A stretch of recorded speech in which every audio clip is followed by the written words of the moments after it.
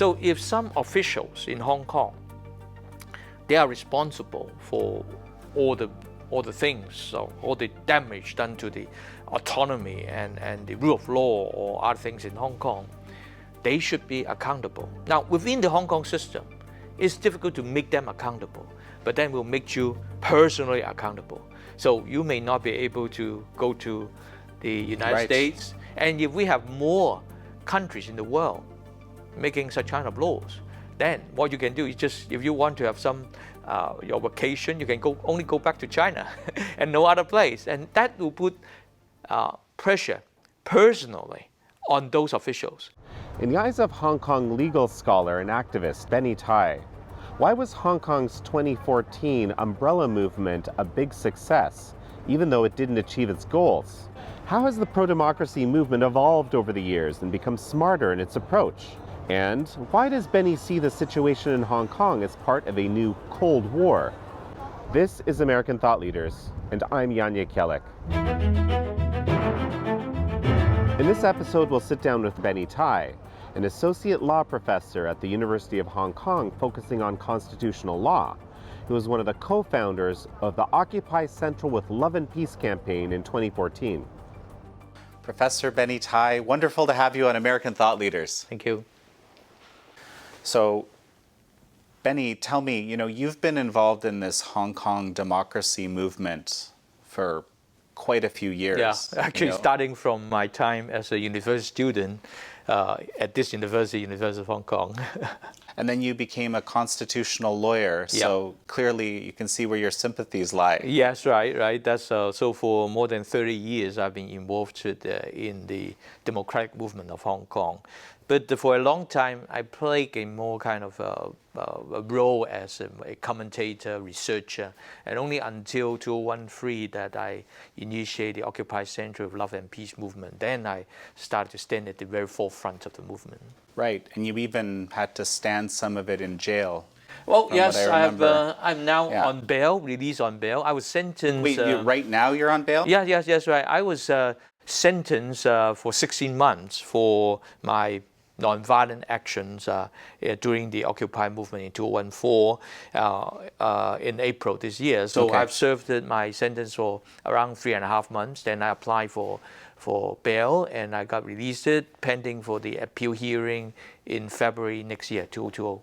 Wow, so that's a part of the story I didn't even realize. You're obviously very deeply involved.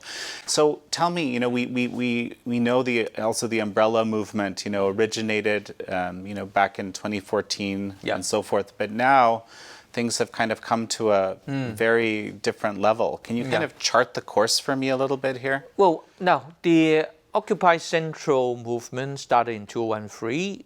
We propose a change in our own election system and hoping Beijing could accept that. The Chinese Communist regime would accept that.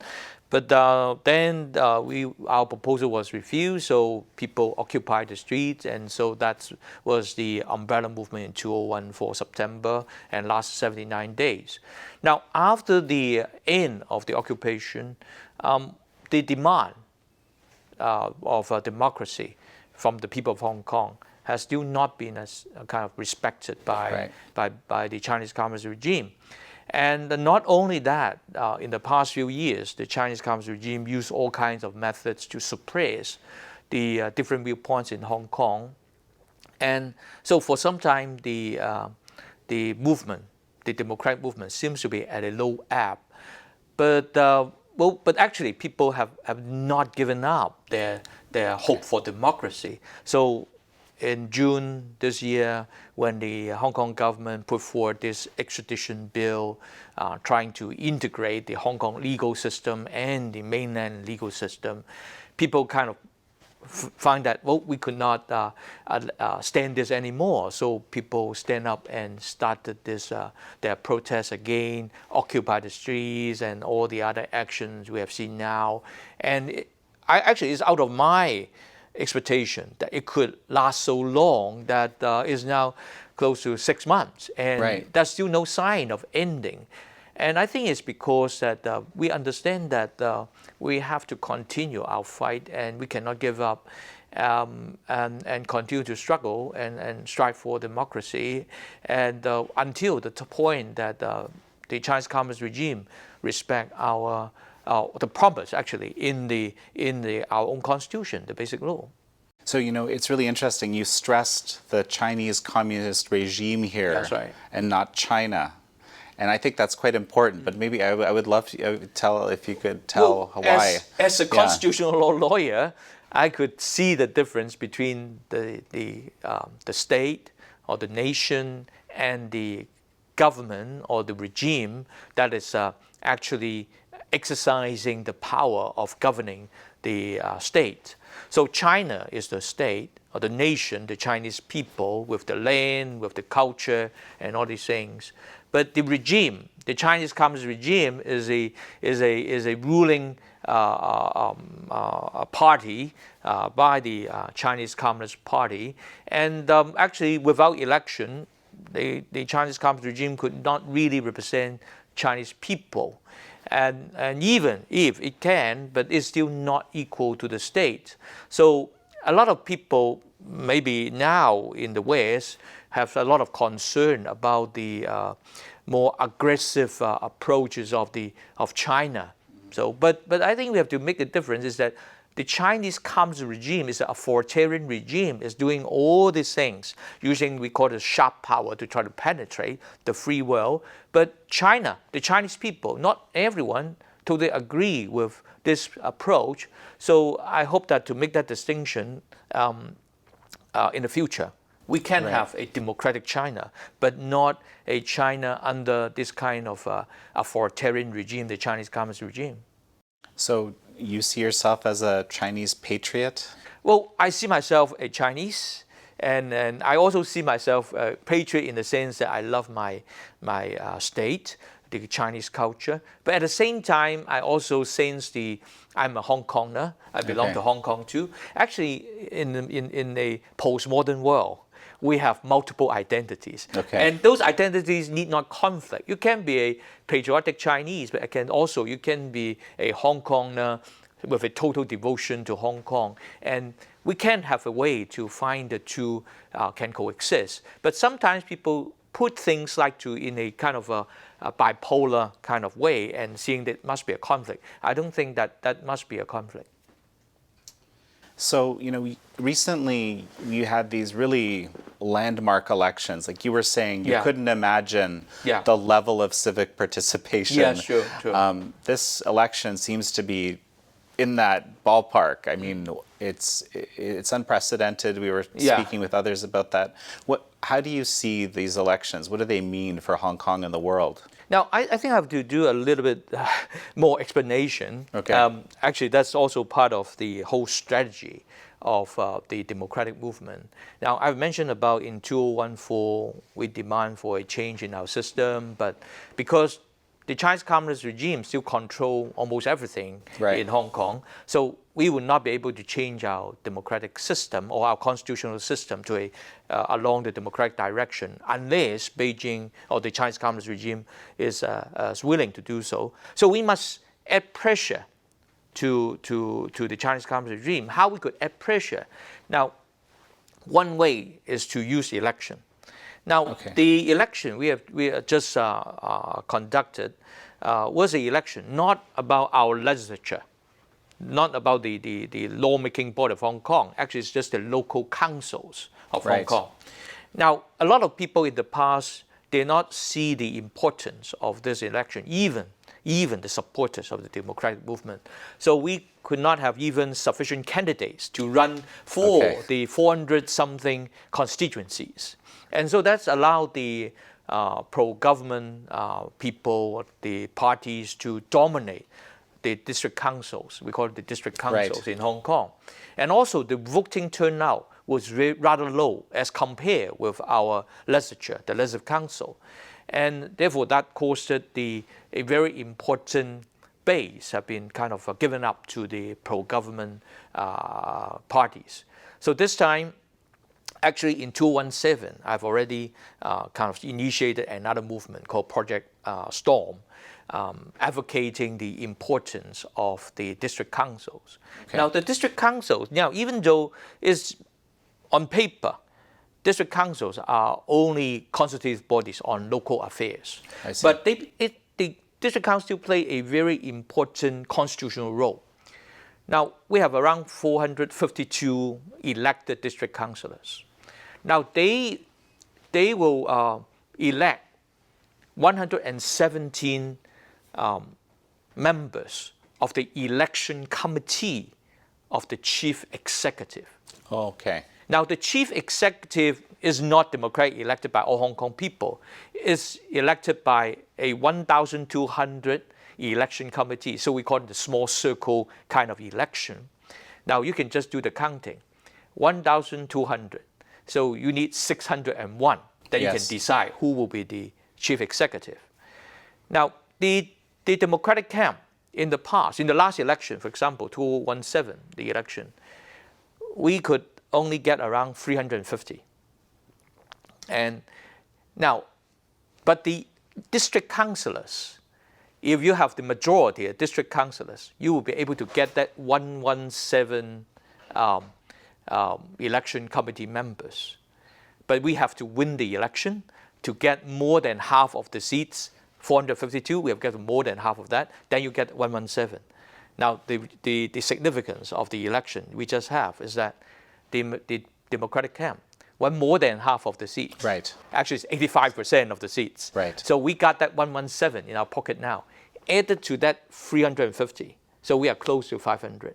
Now, it could not decide who can be the next chief executive, but we will have a much bigger bargaining power that at least if we have the cooperation with some of the business groups in Hong Kong, they also control a number of seats in the election committee. I see. So in the 2022, the next election of the chief executive will be held in 2022 with 500 election committee members and with maybe 100 more from the business sector joining together. Then at least we can bargain with Beijing. Don't give us anyone like Carrie Lam. We don't want to see any yes person from the Chinese Communist regime to be chief executive. At least allow someone to have a little bit more freedom. And especially that new chief executive has to be a transitional chief executive, meaning that have to promise that the constitutional reform process will have to reopen so that we can work towards a genuine democracy in the next election. Now, that may be the things we could do, and that's also the significance of this election result. It's not merely about electing a number of councillors, local councillors, helping the old ladies in the community, but actually it's a constitutional role because it will influence the election of the most important person in Hong Kong, the chief executive in 2022. Well, that's a really fascinating perspective too, because it's basically about how we can use the system as it exists, for the benefit of forwarding these freedoms, principles of freedom and everything. It's we have to, because the winning democracy in Hong Kong is difficult, because that we have a very powerful Chinese Communist regime. Hong Kong and the Chinese Communist regime is like a giant with a small guy, actually. And so we have to find all ways to advance our goal. And so using elections, and at least we can still have elections in Hong Kong. And the next election will be the Legislative Council election. That's about our lawmaking body, more important constitutional organization, and that will be held in September 2020. And so we are now also working, finding ways to, hoping that we can gain the majority in the Legislative Council. But this election was also seemingly almost like a referendum on where do people stand, right? Yes, so that's very interesting. Yeah. Well, now in the past, as I've mentioned, the Democratic camp may not even have sufficient candidates to put into every constituencies. But now, because of the anti-extradition bill movement, we could now have in every constituency, we have a anti-government candidate, and in their platforms, they included the 5 demands of the movement. And so when people vote, it's not merely, again, voting for someone to help the old lady in the community. It's actually voting about the demands put forward by the protesters in the movement.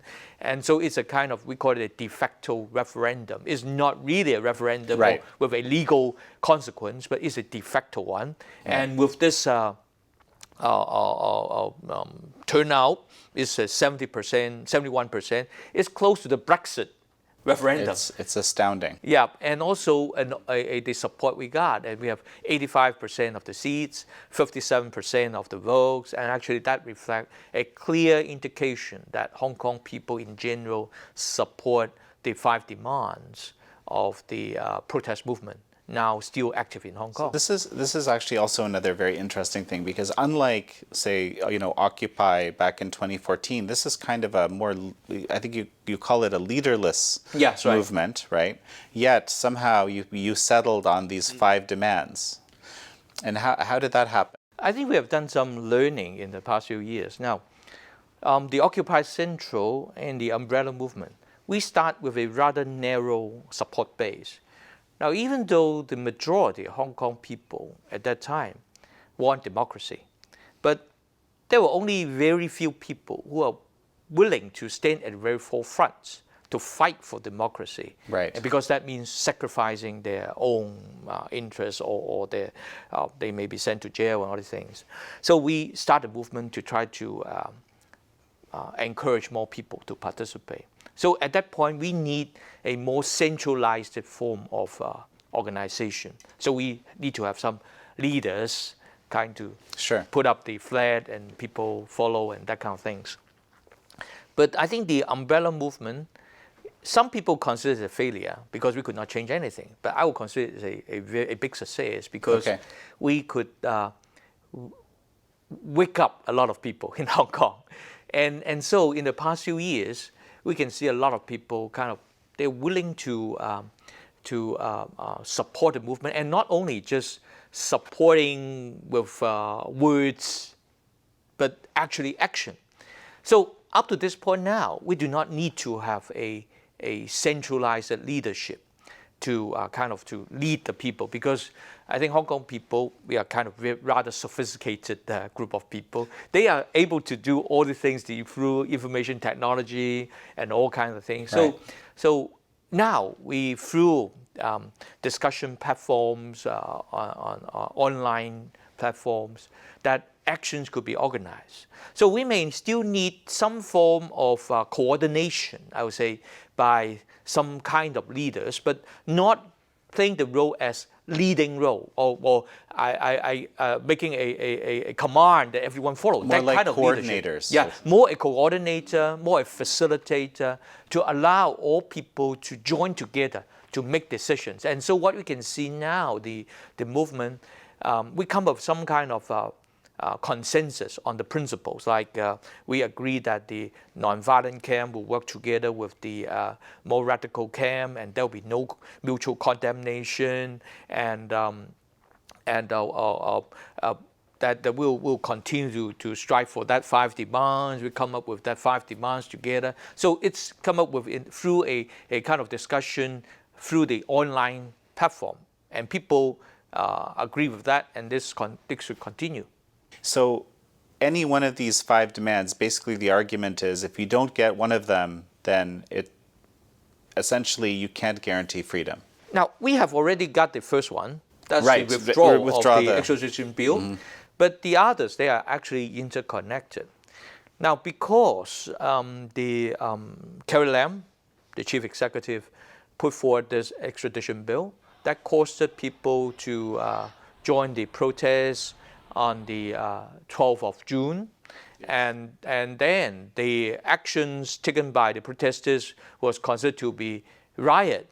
Right. And so the demands was that to take away the labeling of riot, because why people go to the street? Because it's the wrong done by the Carrie Lam and the police officers there. Well, and also you can, I think, get put in jail for 10 years. Yeah, that's if because you're the riot charged is a with very rioting. serious charge. And so that's one of the demands, and is that we must have an investigation of the whole thing, including the police brutality, not only on the 12th of June, that's the beginning of the whole protest, but also many weekends or many days of conflicts between the protesters and the police, investigated into the police brutality. And so we need an independent inquiry, maybe leading by a judge, independent judge. I think that will be able to regain the confidence of Hong Kong people on the whole system we have. And the other demands, like taking away the labeling of the riot and also release of all protesters, maybe sum up as a kind of a demand that we want to have an amnesty. Because why people breach the law? Because of the wrongs done by the chief executive. So yes, technically they have committed an offense, but we need an amnesty. Actually, maybe also the police, they need an amnesty. Some of the police officers, I think they have used their force wrongly. In some way, they should also be prosecuted. But in order that we can have a way out of the present conflict or this kind of deadlock, we need to have an amnesty for both sides. So that can be summarized as a demand. Interesting. And finally, the demand we have is universal suffrage. That links the anti-extradition movement with the past movements. That is still a part of the democratic movement. Now, only if we can have a universal suffrage, a genuine democracy, that we can prevent the same problem to happen again. Right. If we have if we cannot have an elected chief executive accountable to Hong Kong people directly, the next chief executive may put forward another kind of bill, taking away the freedoms of Hong Kong people again. Are we going to go to the street again and another 6 months or another year of street protests? I don't think people want to see that. So that's why all the demands, the 5 demands, independent inquiry, a general amnesty, and also the universal suffrage, they are interconnected. And it's not a kind of bargain. Give me one, and then I ask for free, you give me one, that kind of thing. Because they are interconnected, the demands. You cannot just satisfy by one demand, and then, okay, then you go back to home. Now, we can have a timetable on how and when to achieve universal suffrage. We know that universal suffrage cannot be reached overnight, but you need to provide a timetable and a kind of a road path and how we reach that point.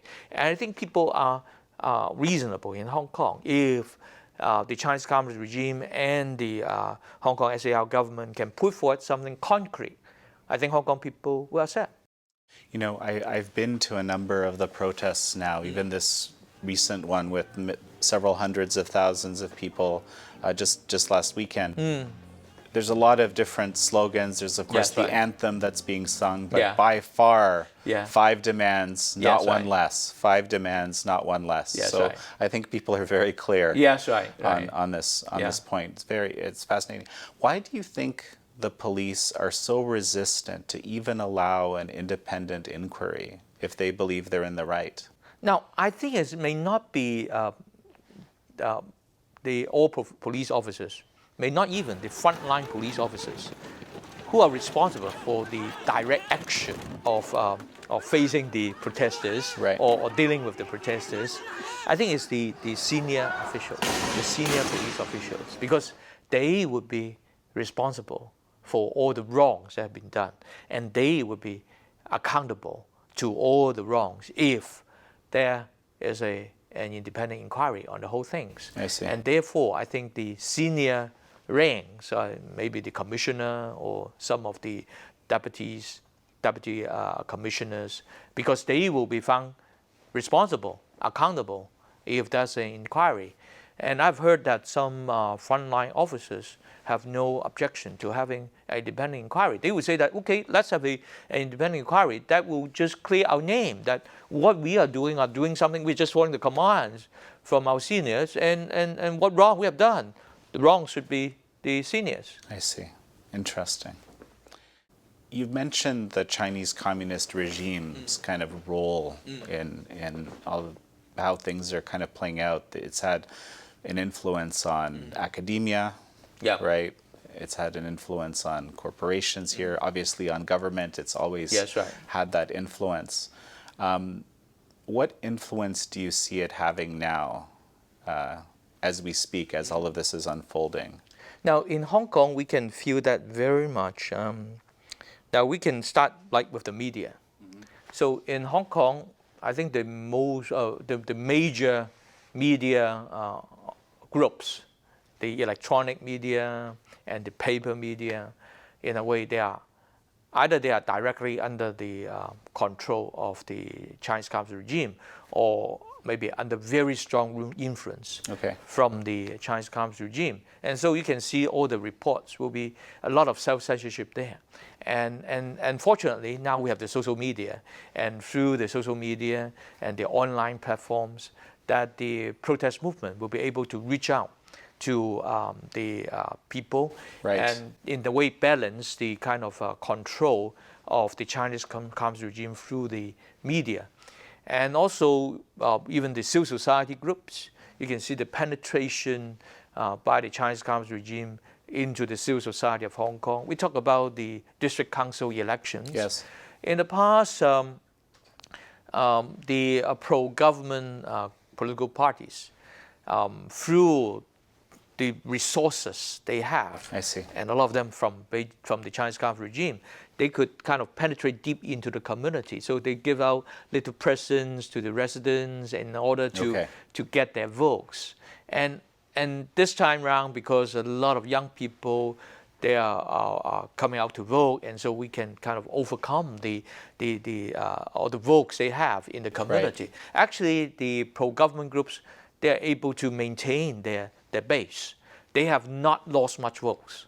Actually, they have gained votes in the last election. But just that we have a tsunami of votes from the pro-democracy side, and so that's we can win the election this way. So the civil society, they have been also penetrated by the Chinese Communist Party, and government, we don't need to mention about that, and even universities. So all the universities, their governing board, the members are appointed by the chief executive. So we can foresee that who will be appointed into the governing board of all the different universities, and including the university I'm working in, the University of Hong Kong. So actually, I'm now in the process of being considered by the university. So that's something is happening. That's super interesting. You actually, speaking of, I guess, academic work, and advocacy work, you were editing quite an important report. It just came out yesterday. I've been kind of looking through it. It's something that's targeted at the international community. I wanted to talk a little bit about that, because there's some fascinating observations and actually very important conclusions, I think. I think that's that report just published is published by an organization in Hong Kong called Hong Kong Civil Hub. Now, this is a non-government body in Hong Kong, and our goal is to connect the civil society of Hong Kong with the civil society in other parts of the world, and with people who also embrace the values of freedom, democracy, human rights, the rule of law. And as we have seen what's happening in Hong Kong, so we want to kind of publish a report to let the world know what is happening in Hong Kong in the past few months, how the different sectors of Hong Kong have been affected by the movement, by the extradition bill issued by the government, and also what could be done to help Hong Kong. That we want to connect with the civil society in other parts of the world, and surely if we can, the governments, the officials in other governments, that what could be done to help the situation of Hong Kong. Now, in the report, we mentioned that the fight we are now having is not just fighting for the rights of Hong Kong people. Actually, Hong Kong is at the very forefront in the conflict between the world of freedom and democracy and the world of authoritarianism represented by China. And so in order to, actually, it's not just about defending the rights of Hong Kong people. It's defending the values of all people in the whole world who also embrace the same set of values. We call them the universal values: democracy, human rights, rule of law, all these things, freedoms. And so we hope that through the report, we can use that to connect with the other parts of the world and try to work together to defend the values we embrace. So why do you call it a new Cold War? Well, I think it's to compare with the last Cold War between the USSR and the United States, and China as the one of the most powerful authoritarian regime in the world, and surely the United States and with the European countries kind of representing or leading the world of freedom and democracy. So is now Hong Kong is in some way caught in this new Cold War, that Hong Kong may be unexpected, that Hong Kong is itself not yet a democratic place, and also a very small place, only a city with a population of 7 million. But now we are kind of raised to a very high profile, that the trade war between China and US, and also it's not merely not just a trade war. I think the trade war is more than a trade war we have seen now, and so that's why we use the term that the new Cold War, that Hong Kong is now kind of caught in between. So, you have some very interesting, conclusions, or I guess recommendations that come out of it, have to do with some, immigration law, how it should be adjusted. I thought it was very fascinating because it kind of comes from two sides. Yeah, right. Maybe, and also how this is connected with this newly passed Hong Kong bill in the U.S. Can you kind of elaborate on this a little bit? Now, in the situation of Hong Kong, that we have to understand that the kind of things we could do directly will be rather limited. We might organize street actions, protest actions, and even have through the elections to gain more seats within the institution. Right. But it may still not be enough to generate pressure on the Chinese government, Chinese Communist regime, and also the Hong Kong SAR government. So I think the Hong Kong Human Rights and Democracy Act, just passed by the United States, in some way play this role, that we want to generate more pressure from outside.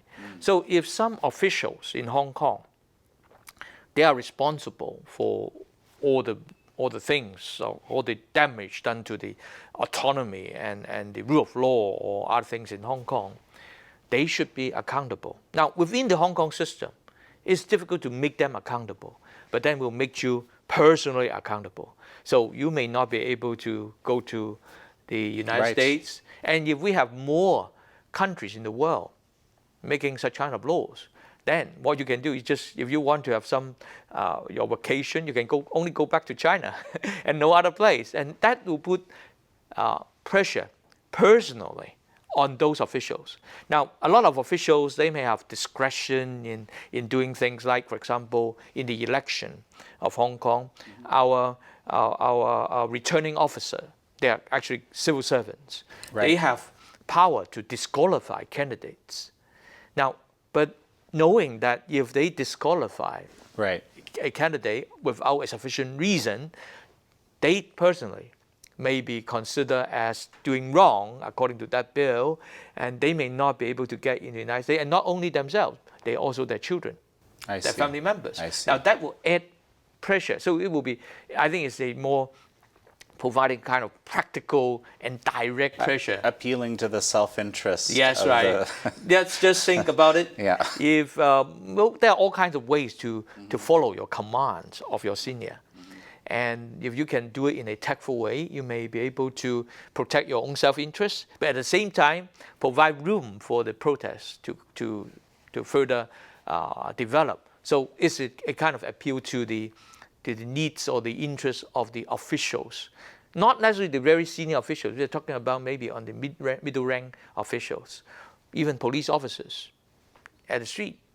we do not need to use that kind of degree of force. Right. So think about it. If not, then you may be personally responsible for the wrongs done by the senior officials. Why you have to do that? So that's, in a way, that's the strategy of the recommendations we put forward. Interesting. And I think there's one that suggests that, you know, people that are kind of involved in supporting democracy, that they shouldn't get kind of sanctioned against coming, if they're from Yes, outside, right. from coming back into the country and this kind of thing.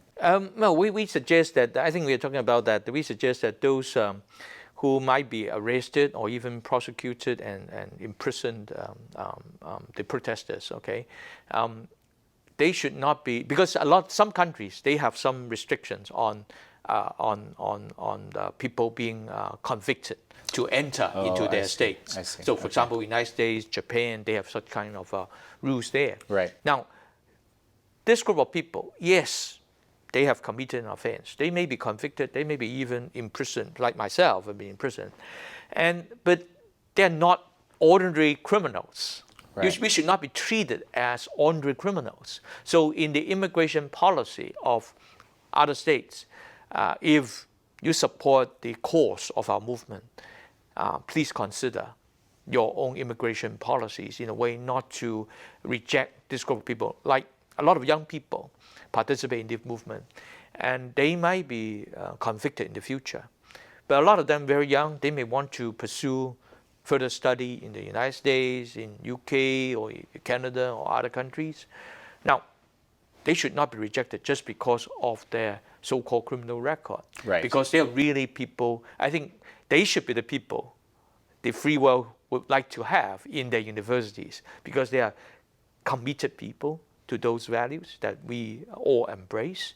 And with the education they have received in the universities in these countries, they may be able to bring change, not just to Hong Kong, to China, to the whole world. And so they should be a group of people, I hope that the world will accept and embrace them rather than rejecting them.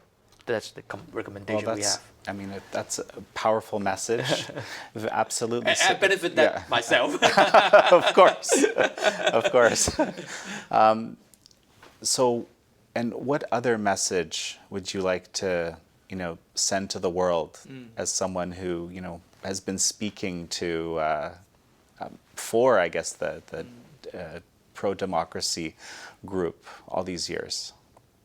Well, I think in the whole world, we have a lot of people, like a lot of people in Hong Kong. We embrace the values of democracy, of freedom, the rule of law, human rights.